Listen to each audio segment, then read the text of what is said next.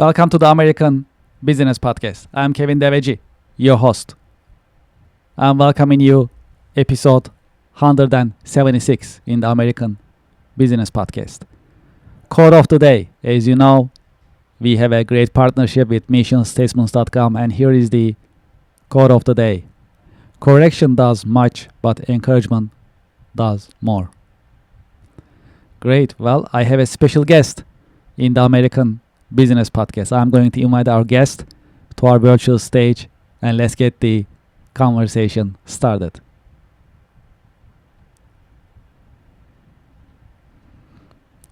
Okay, well, that's great. Kurt, welcome to the American Business Podcast. Hey, thank you for having me, Kevin. It's my pleasure. It's very nice meeting you, and thank you for being with us in your busy schedule. No, I appreciate you inviting me into your audience. Pleasure is all mine. How are you? How is your week going so far? Good.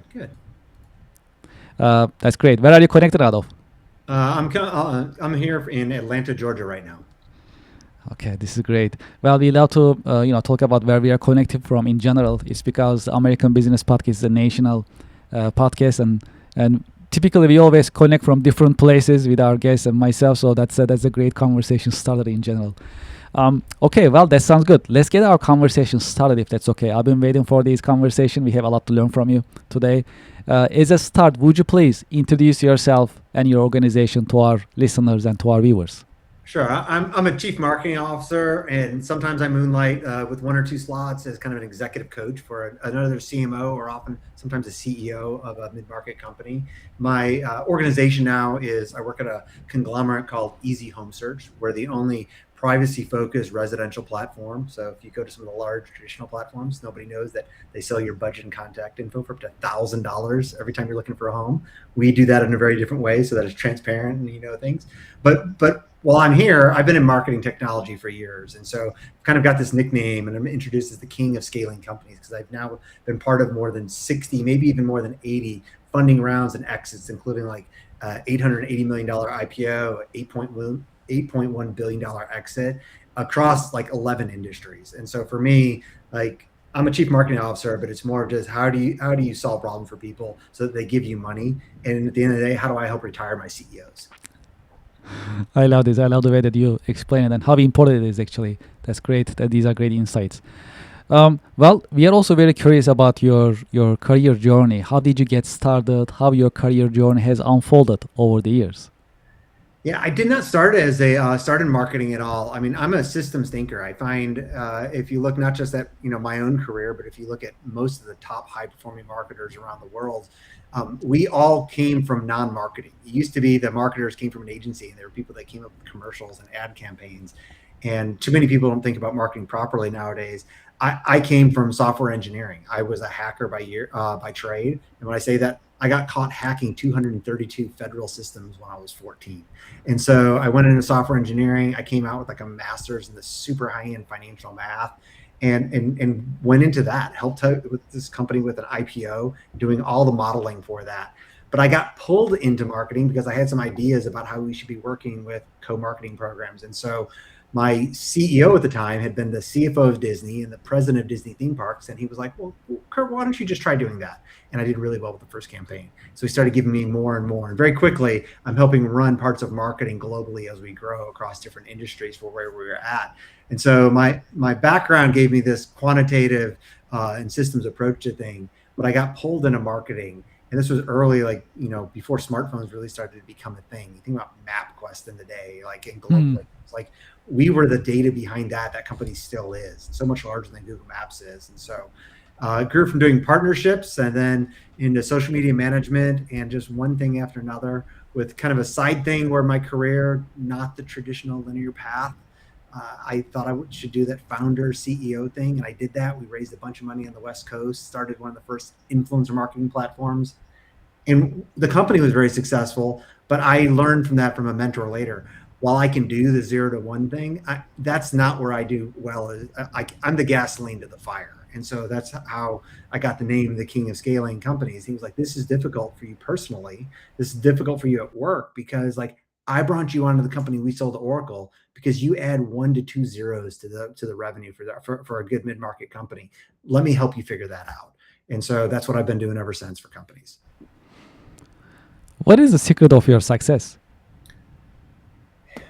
Acknowledging that I may be wrong, or you as somebody else on my team may be wrong. I just say that because I think in terms of systems, that allows me to really feel like I'm always looking at things from a controlled risk perspective.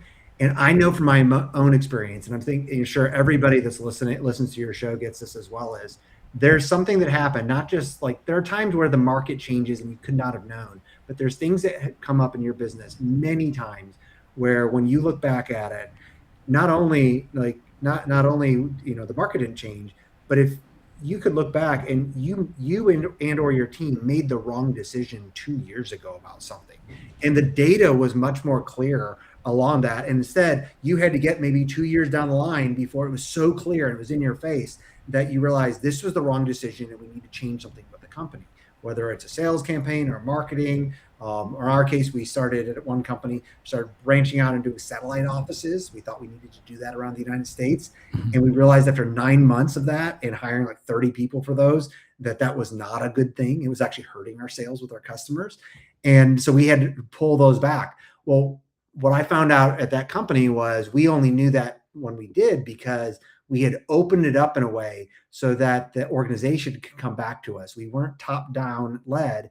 And we brought it up so people could bring us that information. And so because I'm always cognizant that I might be wrong on something, my superpower is bringing that out of my team, letting them feel like that they can bring up feelings or gut feelings, ask for things they want more data on, so that instead of waiting 2 years to find out you or me or the organization's wrong, we can figure it out in 6 months. And so when you do that over and over again, well, somebody that has a systems approach, I'm going to spend ad dollars much better. We're going to test marketing campaigns. We're going to do sales that are going to close much faster, or where you roll out features in a new CRM product much faster. Can you tell us about the state of your industry? Updates, yeah, great question. Evolution, yes. Because I mentioned like Zillow before, you could say that I'm in real estate, but for me, especially now in my past companies, and even now we have a subsidiary that's industry agnostic. I've been in marketing and sales technology for years. And so I think the biggest thing that's hitting across marketing and sales technology right now is AI, which I think we're going to talk a little more about. Yes. But with that, there's so much right now that's coming out where I'd just say there's uncertainty. In some cases, there's true uncertainty because businesses or functional leaders aren't sure where to move forward. But there's also a ton of uncertainty. I was in a board meeting earlier today, and one of the things that came out was many of the people in the room did not understand enough about quantitatively what's possible with AI to be able to even ask the questions that a board should be doing or a C-suite should be doing, which is all about controlled risk. And so like we had 2 board members in the room that in their mind, you could just let go like a software team or a marketing content team and replace them with AI agents. And when I brought up like, hey, well, here's what the data says, that you're going to have error rates or failure rates between 5 and 20%. They never thought about that because they just saw what they see on TechCrunch and some of these other things. And so that's where uncertainty is coming up in marketing and sales technology, is both the people that are building it as well as the people that are buying it. They're just not certain what to do, or they're overestimating on either side of the spectrum about what's possible with marketing and sales technology now, that they think, oh, if I just buy a new CRM, if I just buy a new marketing automation tool, it's going to solve my problems, as opposed to how much personal knowledge do you still have to have involved in a rollout plan? This is not going to work automatically. AI and automation does not mean it just works. Yes, I love the way you put it together. Because my background is business software, I experience it on daily basis, really.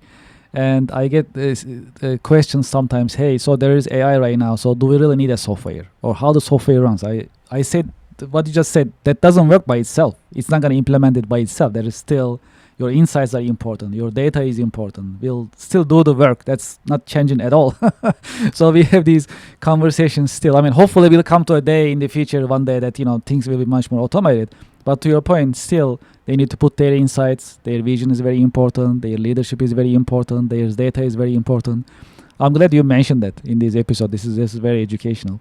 And you also mentioned AI, right? So how do you see the impact of AI on business nowadays? Not necessarily only your line of business, but in general, like how do you see the businesses adopting AI? and your observation, if possible. Yeah, great question. I think if I had just one line, I'd say AI is a force multiplier. The problem with that is it's a force multiplier both for the good and the bad. Like if you do not have business systems and thought through, like those of us that come from a product and software side or systems engineering side, we're used to thinking about like requirements. But so often, if you go into marketing and sales, they're not thinking in terms of a defined outcome and what solves that. And so AI is a force multiplier, in some cases towards chaos. I think another way that I approach that is there's really two ways that I see companies generally taking an approach right now, and that's either they're looking at it as it's a pure cost savings, and I'd say like 90% of companies are looking at AI as how do we reduce costs, and that is one way to grow a company. And then the way that I prefer to approach it is I may be saving costs with it or time, but is how do I magnify what we're doing? Like I'm doing more right now with a small content and marketing team than I did previously with 60 people at a public company. We have higher quality, more output, and I'm able to accomplish more of that, which is huge. But we're also very defined for what does that look like. So I think it's too often companies are looking at things about how do we use AI to replace people as opposed to how do we help them make wise decisions and take away the manual work that so many people do, which is why it's also been so effective in software and QA and legal, because so much of that is just repetition work and it works or it doesn't. But we don't always have that same kind of throughput when you think about sales conversations. Mm-hmm. Mm-hmm. Well, let's talk a little bit more about marketing, if that's okay. So we have a lot of business owners, entrepreneurs, and startup business owners listening us, as well as we also have enterprise organizations, their leaders as well, listening to us and watching the American Business Podcast. From your point of view, what are the best marketing practices for the highest ROI? And also, what is the best approach to put together the marketing mix in a way that maximizes the ROI? Great question. It depends on the time frame, and I just say that I'm a firm believer in that all businesses, whether it's a small mom and pop or it's a large enterprise company, they should be thinking about marketing in terms of 3 time frames, like a 2 to 12 month revenue return, like an ROI for that, 12 to 36 months, or maybe 12 to 24 months, and then that longer time period, 36 months plus. Now you can have a very small percentage, or it could be 0, but it's important to think about the ROI differently for those 3 things, and always be aware of, if you're only focused 100% on the very short-term revenue, you will be cutting off your revenue growth in the future as well, because the growth that happens 36 months plus, that builds over time. And so usually it doesn't just go up and to the right unless you're doing things for that. So like in the shorter term, I care much more about making sure that everyone's thinking about lead generation, which is somebody filling out a form or contacts, versus demand generation. And so people thinking about my brand. And so in that case, like now, especially with AI, the highest return you can have in most businesses is having way in-depth content that's out there for the large language models, or for even like Google Ads. And so like, what is the onboarding materials that your company walks people through? And then go have articles that are detailed on that. It's easy to get that information out there now because the LLMs will help you write it, but almost no marketers know how to do that. You have to bring in product teams and customer success teams. That's the highest ROI right now, because for the short term, because one, large language models will pick it up sometimes within days, sometimes within hours, but you can use that throughout so much of your marketing, which should include current customers. But for me, the rest of it, then the next thing from an ROI perspective, and where almost nobody thinks about this, and most marketers aren't capable of it, is that demand generation. The hidden thing that your audience may not know, and most marketers don't know this because they haven't done the data research, is whatever your industry is, especially in business to business, but sometimes in a business to consumer environment, if you're not the number 2 or number 3 top brands in that industry, you have lost 70%, which is the average of the total available market. Hey, you're like, we think about CRMs.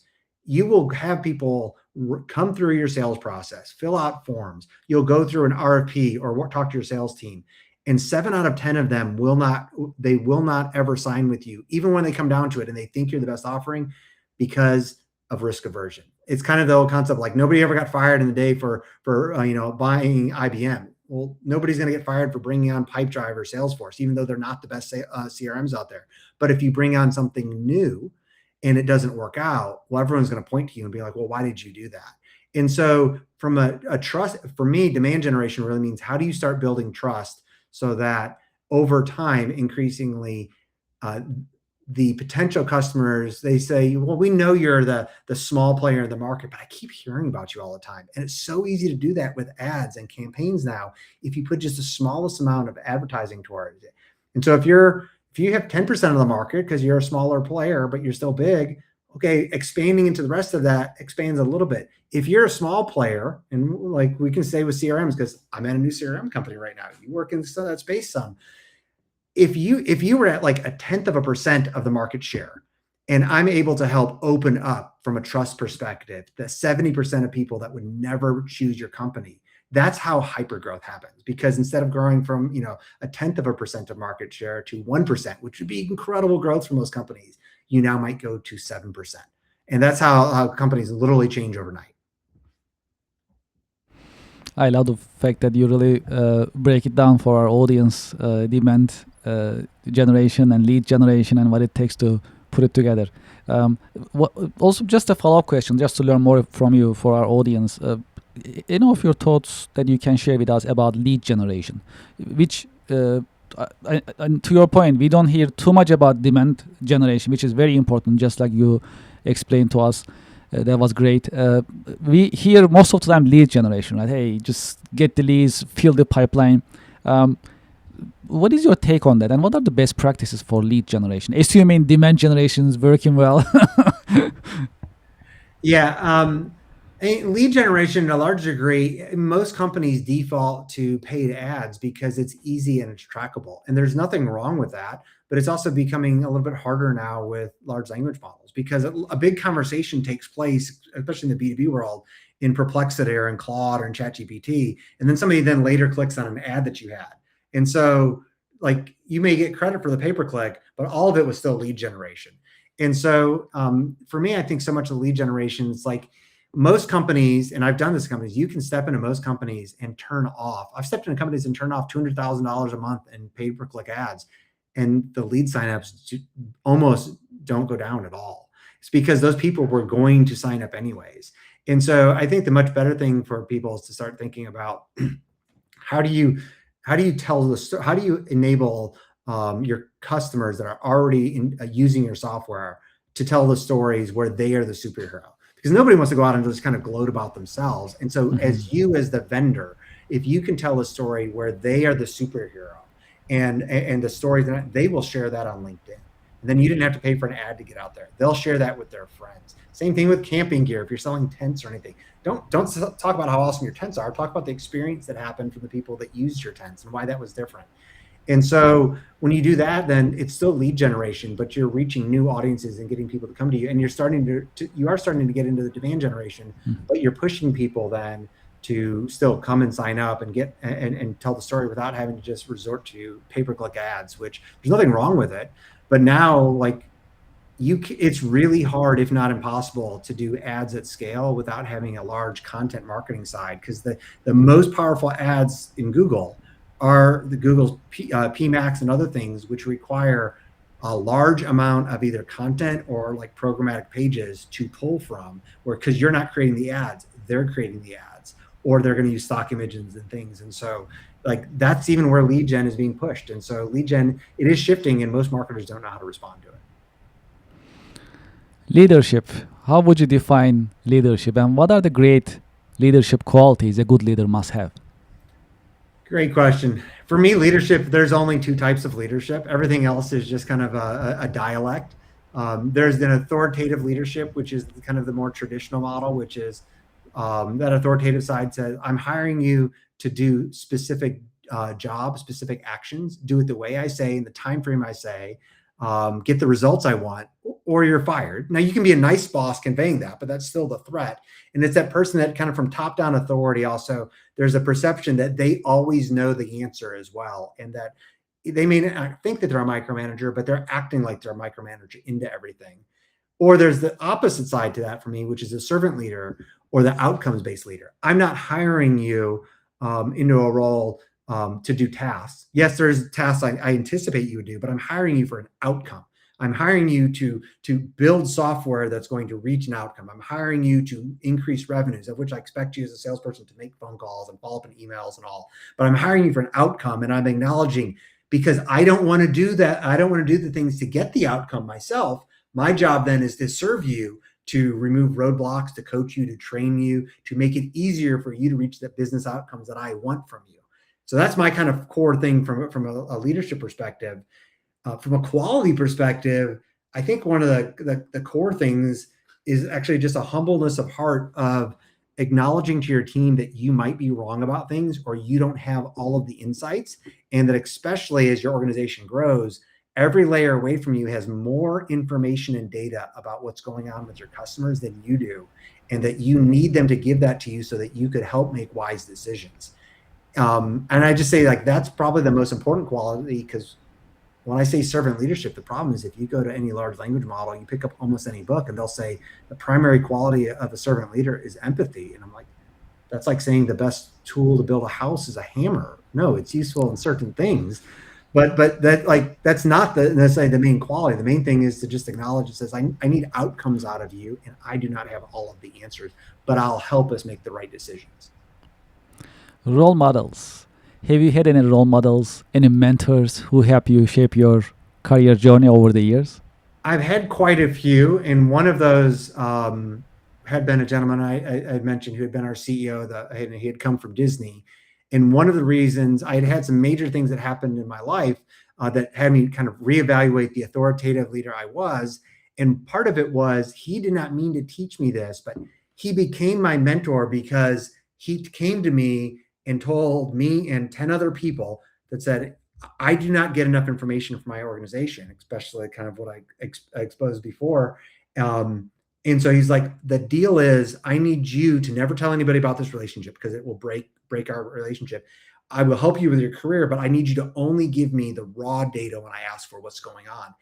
And as I started to rethink about authoritative leadership versus servant leadership, I realized that his name was Judson Green, that Judson had, while he was much more of an authoritative leader, he knew he didn't have all the data to make wise decisions. And so he had created this Band-Aid duct tape approach to try to get information from this large organization, where I was part of it as a cog at that time, to basically try to solve what servant leadership would have just given him.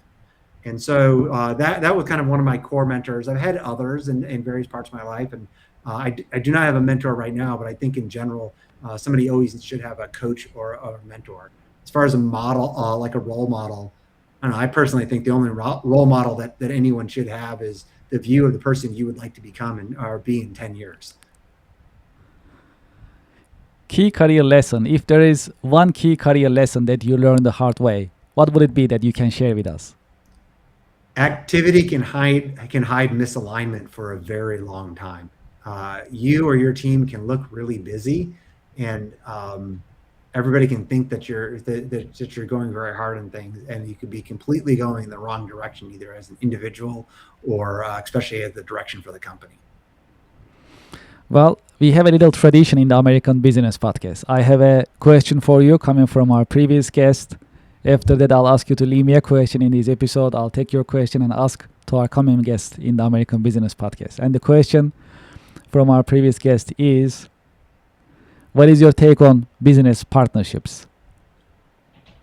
They generally do not add value, mainly because of how they're implemented. The people that shake hands and put them together are not the people that are actually implementing them. I have found good success at times, but I also believe that if you and I are working on a business partnership, we will walk out of that partnership initial meeting, or when we actually handshake on it or sign an agreement, with a bulleted list of actions that we agree both sides will take place. Because without that, people just say, hey, we're going to do a strategic partnership, or we're going to co-market, and they won't define what that looks like. When they hand it off, the rest of the team either does completely something different than what was in my mind or your mind, or they think it's just not worth their time, so they don't do it. And your question for the next guest? What's one belief about leadership that most executives privately know is true, but are scared to publicly talk about it? I love this question. I'll make sure to ask it in the next episode. Now I'm curious about the answer. Well, okay. In this part of the episode, is there any question that you would like to ask me? You spoke, I mean, you've interviewed a lot of people now at this point. And so is there anything that stands out for you for somebody who just presents very well versus the people who have actually done things from a business perspective or changed people's lives? Yes, actually, yeah, you're right. I mean, this is a great opportunity for me. I'm meeting with different business owners, business leaders, executives, and leaders like yourself. This is a really great opportunity for me. I'm also learning from them, and it's really different. Everyone has a different story. It's very interesting. When I have these interviews, my priority is to ask right questions and listen and learn from the guest. And when I'm learning, I'm always getting different. I'm learning different insights, different stories. The matter of the fact is, everyone has a very different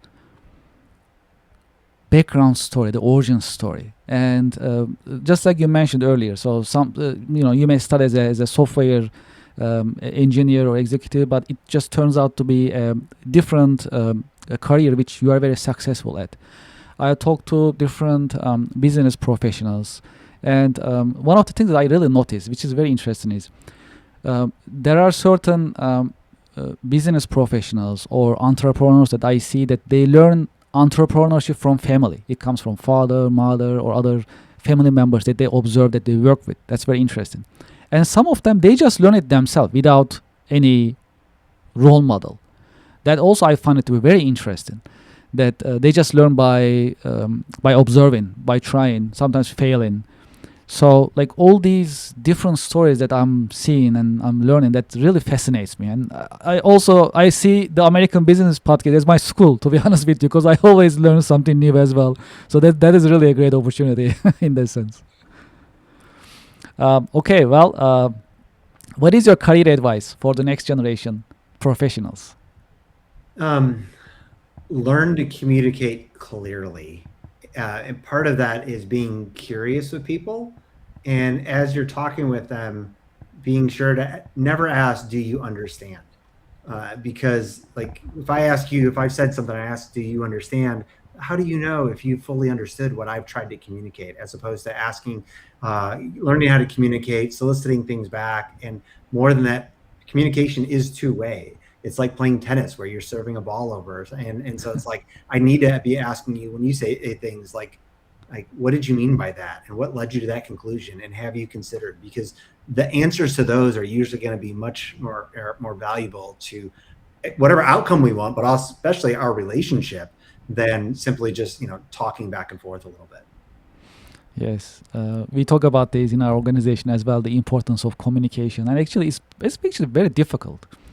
So the communication when speaking or communication when writing, written communication, these are really different things, and you need to be really pay attention to what message that you are trying to convey, or to understand the other sides and putting it together. Especially nowadays, it gets really more difficult. It's because we all use more electronics, and the communication form is changing, and that also requires extra attention and effort. In a way, how do you see the impact of the technology in communication, based on your experience?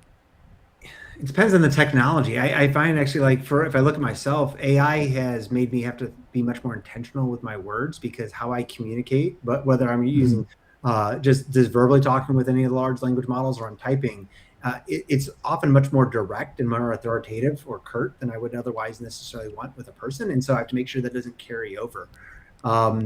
But on the other side, it's the nice thing though is being able to use it. I mean, I have I have conversations with people where neither of us speak the common language, but we can use something like Skype for auto translate as well in between us. And it's so interesting to be able to do that now. That is true. It's a great point. Well, for those who like to continue this conversation, get in touch with you and to learn more about your organization, what is the best way that they can get in touch with you? and learn My about your personal company. website for anything around me or servant leadership, which is what I tend to write a lot about at kurtuhlir.com. Or I mentioned Easy Home Search. It's EZ as in zebra, homesearch.com. And so by all means, we have more data on homes around the country than anyone else. Kurt Euler, thank you so much for being with us in your busy schedule, and thank you for sharing your professional insights and wisdom with us in the American Business Podcast. Hey, thank you for having me. Of course, pleasure is all mine, and I wish you a great day. And to our audience and to our listeners, I hope you enjoyed today's episode. Very educational, very informative. I really liked it very much. What do you think? What is your take on communication? What is your take on AI? And how do you utilize it in your own business? Please share your thoughts in the chat box and join this conversation. We love to hear from you. And if you haven't done so, please subscribe to our YouTube channel and support us. Your subscriptions are important and it's a great support. And you can scan this QR code and it'll take you to our YouTube page. We'll truly appreciate it. We'll be right back after a short break. Thank you.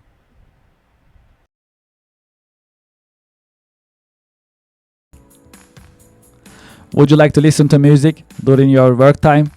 We are here to help. We created ABP Office Music Pod, powered by the American Business Podcast. ABP Office Music Pod is for you, the working professional.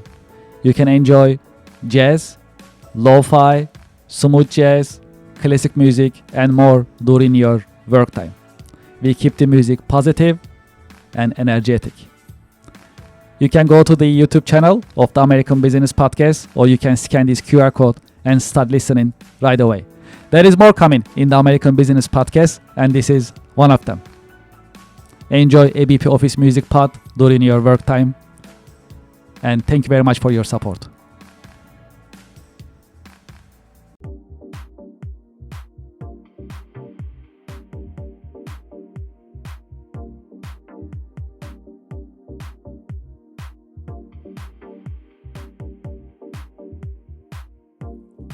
Would you like to start your business podcast? We are here to help. My name is Kevin Devecioglu. I am the founder and host of the American Business Podcast, the voice of American business. When we started the American Business Podcast on February 28, 2025, we had only one mission in mind: to promote, support, and uplift American businesses, nonprofits, manufacturers, and the American business community. Within our first 6 months, we managed to pass 100,000 YouTube subscribers, and we received YouTube Silver Award. This is an important award. It shows our dedication to American business and to the American Business Podcast viewers, subscribers, and American Business Podcast community. Now you can have your own branded company podcast within the American Business Podcast network. You can promote your company, your products, your services, and you'll have instant visibility in front of thousands of the American Business Podcast viewers, subscribers, and followers. You can promote your company, your products and services. You can educate and inspire businesses and individuals. More importantly, you can tell your story, your brand story. How did you get started? What makes you different? And how you are helping your customers and communities. As you know, in the American Business Podcast, I've been talking to more than 100 American businesses. Each business has a story that is inspiring and motivational. I know your business also has a great story which is motivational and inspiring. It is time for you to have your business podcast within the American Business Podcast network. We help you start your business podcast and we help you grow your business. This is a great opportunity for you to be visible in the marketplace in front of thousands of the American Business Podcast viewers and subscribers. And this is a great opportunity for us to fulfill our mission to promote, support, and uplift American businesses. Please send us an email and let's get the conversation started. It is paas@americanpodcast.tv. Business podcasting as a service, powered by the American Business Podcast, the voice of American business. The American Business Podcast is America's fastest growing educational business podcast network in this age of AI. My name is Kevin Devecioglu. I'm the founder and host of the American Business Podcast, and I'm looking forward to hearing from you, working with you, and help you grow your business with your new business podcast. Thank you very much.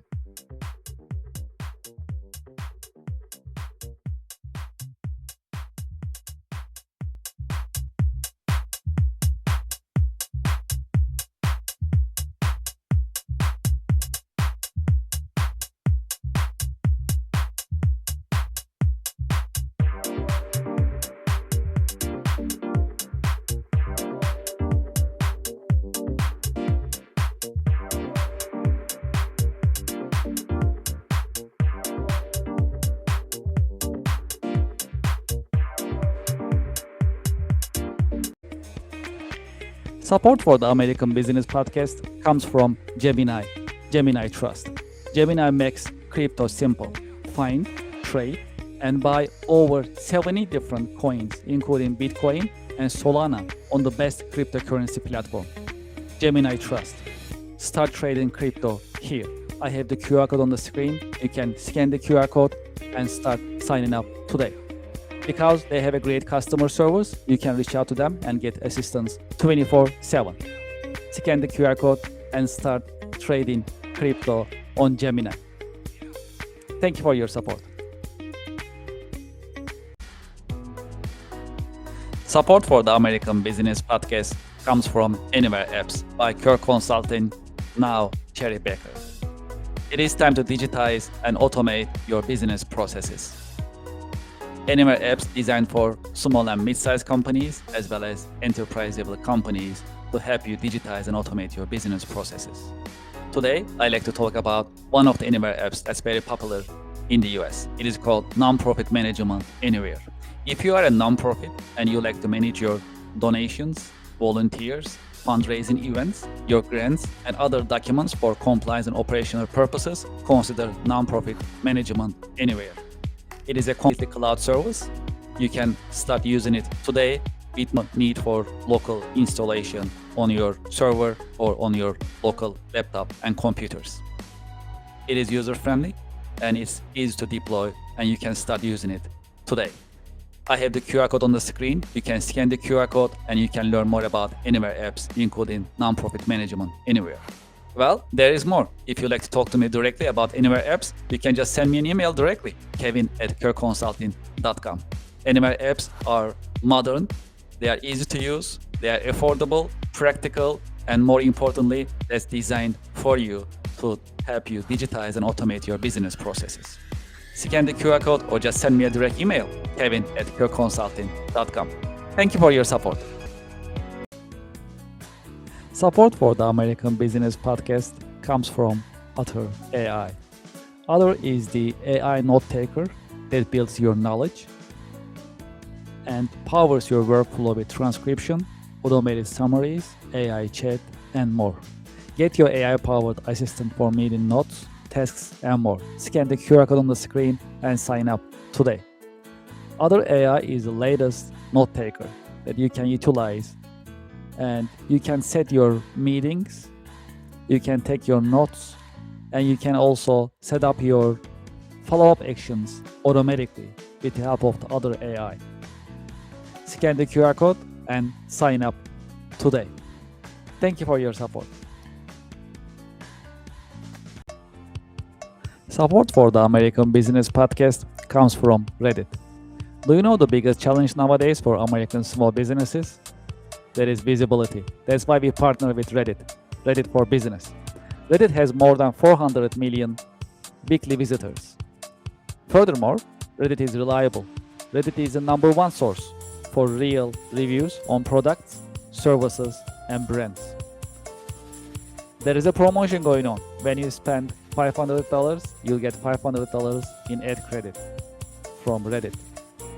True story.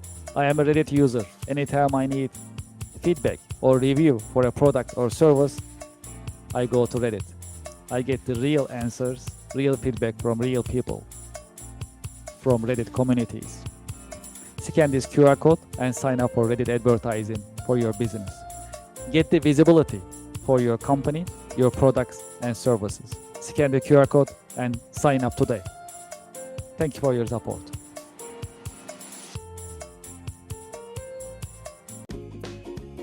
Support for the show comes from Yelp. I've been talking to more than 100 business owners in the American Business Podcast. Do you know the biggest problem for small businesses nowadays? It is visibility. That is why you should sign up and list your business on Yelp for Business.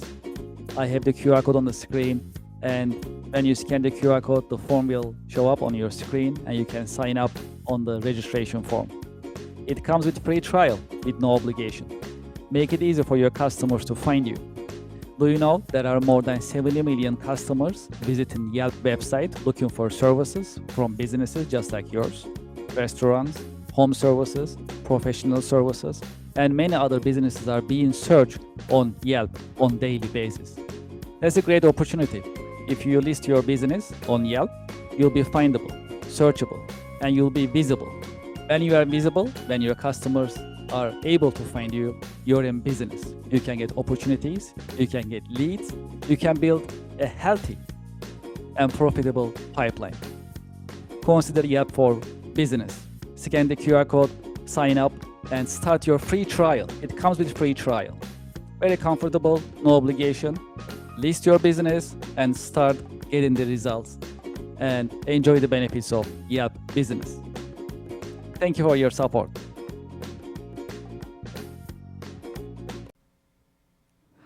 Thank you for being with me in the American Business Podcast. If you'd like to be a guest in the American Business Podcast, please send us an email, guestbooking@americanpodcast.tv. If you'd like to sponsor ABP, if you'd like to advertise in our podcast episodes, please send us an email, growyourbusiness@americanpodcast.tv. You can advertise your company, your products, your services, and your brands in the American Business Podcast. Please send us an email, growyourbusiness@americanpodcast.tv. You can also visit our website, americanpodcast.tv, to learn more about the American Business Podcast as well as our coming streaming schedule. Now you can have your branded company podcast within the American Business Podcast network. We call it Business Podcasting as a Service, PaaS. If you're interested in starting your business podcast in the American Business Podcast network, please send us an email, paas@americanpodcast.tv. As part of our international expansion, we started international podcast editions. When you scan this QR code, it'll take you to our YouTube page. And please go to the podcast section in our YouTube page and you'll see our international podcast editions. They are ABP Espanol, ABP German, ABP French, ABP Hindi, ABP Portuguese, and ABP Turk, that you can listen to American Business Podcast in 6 different foreign languages. Okay, well, we are in the process of increasing our presence in social media. If you're on LinkedIn, please scan this QR code and subscribe, follow us on LinkedIn.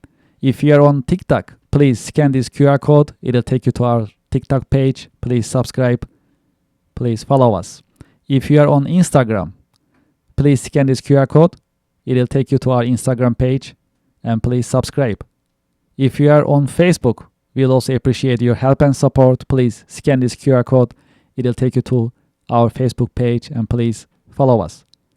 And finally, we are on IMDb, next to other reputable media productions. Please scan this QR code, go to our IMDb page, and please rate us on IMDb. We'll truly appreciate your help and support. I'd like to thank you for your help. Thank you for your support. I'm looking forward to seeing you in coming the American Business Podcast episodes. The American Business Podcast is the voice of American business. The American Business Podcast, America's fastest growing educational business podcast network in this age of AI. Thank you very much for your help and looking forward to seeing you. Thank you.